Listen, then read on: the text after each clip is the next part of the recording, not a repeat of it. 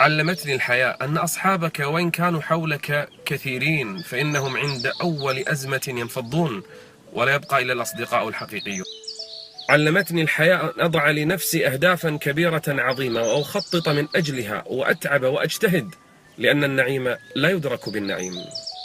علمتني الحياة أن الثبات على المبادئ سيكلفني الكثير، لكن التنازل عن هذه المبادئ سيكلفني أكثر. علمتني الحياة أن أكثر ما يحبب الناس في الإنسان التواضع، وأكثر ما يبغضهم فيه الكبر، فاختر لنفسك ما. علمتني الحياة أن الحزن لا بد منه، فنحن بشر، لكننا نملك أن نطيل الحزن أو نقصره. علمتني الحياة أن العمل الذي لا يراد به وجه الله وليس خالصا لله لا بركة فيه ولا أثر منه. علمتني الحياة